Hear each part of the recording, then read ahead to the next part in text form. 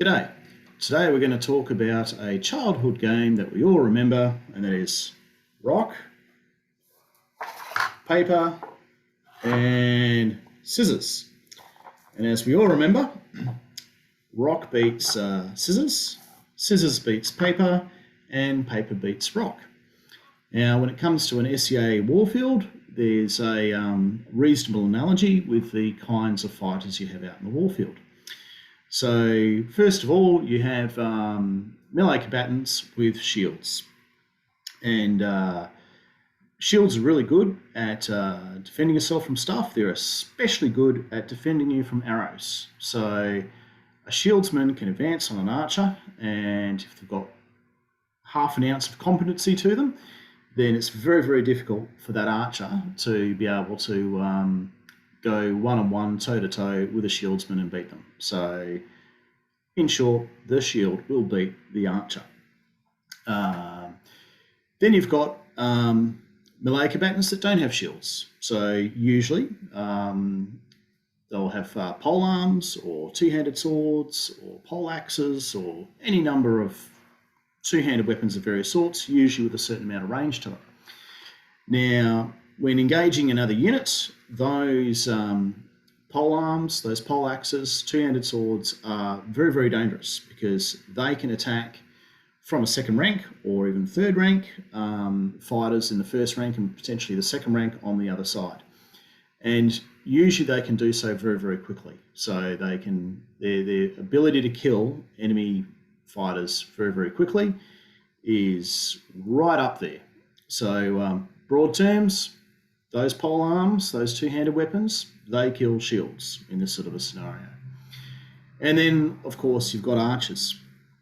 And again, when you've got two units that are coming within range of each other, and remember that the archer's range is quite much longer than melee combatants' range, so they're looking at taking out enemy fighters well and truly before you come to that hand-to-hand combat range. The unshielded melee combatants are going to be absolutely prime targets. So because they're vulnerable, they don't have, or more vulnerable at least, they don't have shields to protect them. So, broad terms, archers kill poles. However, it's not quite so simple as that. So, for example, an experienced polearm fighter who knows what they're doing can be remarkably effective at deflecting and defending themselves from arrows. So if you see two units advancing and there's that guy with a pole axe sort of meandering nonchalantly in between, then don't for a second be dismissive of that person. There's a good chance that they know exactly what they're doing. They've had heaps of practice at fending off arrows, and they're meandering nonchalantly in the middle to make themselves a target of opportunity to try and absorb the fire, blocking it or getting out of the way that would otherwise be dedicated to other fighters on the field. So it's by no means a perfect analogy, and there are heaps of situations where it all just gets turned on its head. So, for example, a breakthrough scenario. If you're a two-handed weapons fighter and you manage to break through, then you're not going to work your way down an enemy shield wall and try and kill shields one at a time. Oh, no. You're going to chase down all the enemy archers and you're going to kill them as quickly as possible. And they are going to be absolutely your first priority. Kill all the archers first. And indeed, if you're an archer and you manage to get into a breakthrough scenario where you manage to get into the enemy rear ranks, again, kill all the other archers first is going to be your top priority. In a breakthrough scenario, everybody should kill the enemy archers first. Another example where it gets turned on its head is there are times when, as an archer, you'll be deliberately targeting a shieldsman. and you might have a scenario, for example, or situation where you have two units that are just outside melee engagement range, and there's kind of a decision-making point, what's going to happen next.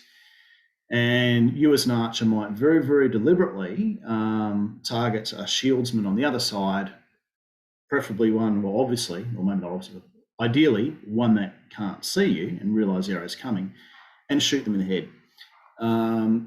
So two advantages. One, obviously, every enemy combatant that you take out of the fight is a plus for your side. But there's also a psychological advantage. They weren't expecting that, and all of a sudden, bang, another one of their people is dead. Where the hell did that come from? What do we do next?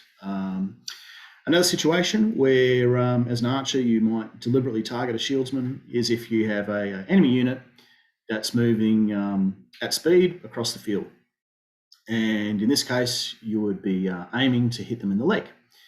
Now, best case scenario, you hit an enemy shields person in the leg and they go down on their knees and the entire unit stalls. So they've just gone from rapid movement to, well, what do we do now? We can't leave whoever it is behind. If you do that, then fantastic. You have just managed to completely halt that entire enemy unit in its tracks.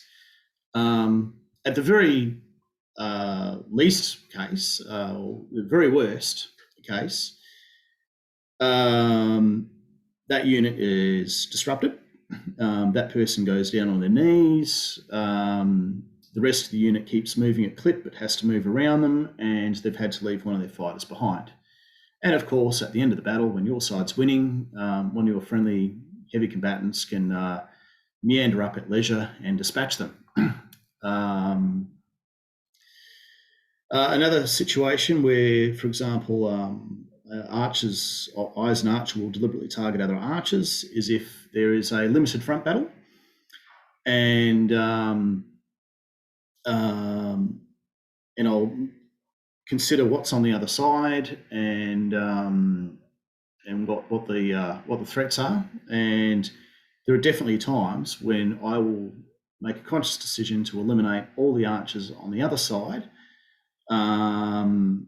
rather than attacking the enemy heavy combatants. And where I do this is where you've got a unit on each side of the bridge. Neither side has advanced to engage in hand-to-hand fighting. So in that situation, if I can eliminate all the archers on the other side, or the archers on my side for that matter, can eliminate all the archers on the other side, then our side has a huge advantage. So there's the very obvious advantage, which is if there are no more archers on the other side, then those archers can't be killing your heavies. This is a huge bonus. The other huge advantage you have is that if there's no more archers on the other side, those archers can't be killing you as archers either. And in a limited front battle, where it's not possible for flankers to come around on the side, that means that you can put yourself right out on a flank, 10, 15 metres away from the front, and take really nice, carefully aimed shots into the enemy. And as long as they don't realise what's happened, then I've certainly seen it. I've seen entire units stand there and die one by one, which kind of leads on to another point, which is when you're fighting in a unit, and particularly if you've got a command role in a unit, be very, very conscious of how many archers you've got, how many archers they've got. And if you've run out of archers, then you've really got three choices. You can charge, you can advance rapidly, or you can try and punch through. But one thing you can't do is just sit there and weather the arrows, because you'll just get picked off one by one. Oh, hopefully get something out of this video. Please share it, subscribe if you want to, and we'll see you next time. Cheers.